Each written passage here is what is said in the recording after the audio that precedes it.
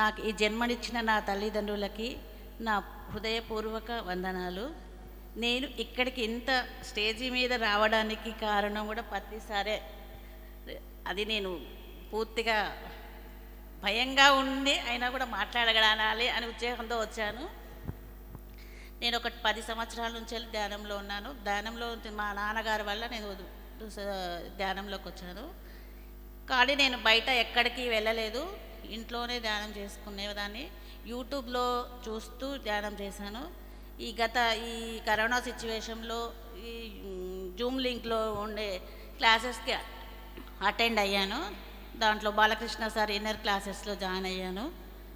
అందులో నుంచి నాకు ఒకసారి రాజశేఖర్ గారు కాల్ చేసి మాట్లాడారు. మాట్లాడిన తర్వాత సార్ ఇట్లా అన్నారు, ఏదైనా సేవ చేయాలనుకున్నాను. మామూలుగా ఏమి ఉండదు మేడం, పిఎస్ఎం టీవీకి మీరు కొంచెం నెంబర్స్ ఇస్తే వాళ్ళు కాల్ చేసి ఆన్లైన్లో కానీ గూగుల్ పేలో కానీ పే చేయడం, మనీ కొంచెం మాట్లాడడమే ఉంటుందని చెప్పారు. సో దాంట్లో నేను కొంచెం వర్క్ చేశాను. తర్వాత నన్ను సహస్ర సేవ టీంలో నన్ను జాయిన్ చేశారు.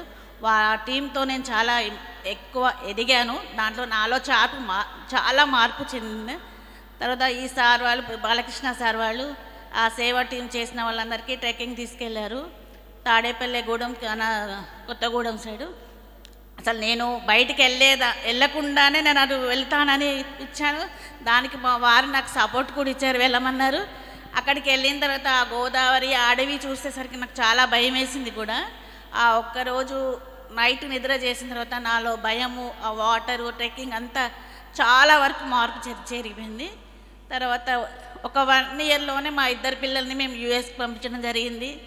నాలో చాలా మార్పు, మా ఇంట్లో చాలా మార్పు జరిగింది. తర్వాత ఈ కాశ్మీర్ వ్యాలీలో ఆ ట్రెక్కింగ్ అయిపోయిన తర్వాత కాశ్మీర్ వ్యాలీకి వచ్చినప్పుడు ఆ మీటింగ్లో చెప్పారు బ్యాండ్ అంబాసిడర్ అంటే ఏంటో నాకు అసలు అర్థం కాలేదు. నేను తర్వాత మా సార్ని అడిగాను లంచ్ తర్వాత, బ్యాండ్ అంబాసిడర్ అంటే ఏంటంటే ఇట్లా విషయం చెప్పారు. నేను చేయగలుగుతాను అని నేను అనుకోగానే మా వారు నీ ఇష్టం తీసుకుంటే తీసుకో అని చెప్పారు. ఆయన అంగీకారంతోనే నేను అంబాసిడర్ తీసుకున్నాను. ఆయన సపోర్ట్తోనే నేను 50,000 చేయగలిగాను. చాలా హ్యాపీగా ఉంది. చాలా చాలా హ్యాపీగా నేను ఉన్నాను, నా కుటుంబం ఉంది. అందరికీ ఈ అవకాశం ఇచ్చినందుకు చాలా చాలా థ్యాంక్స్.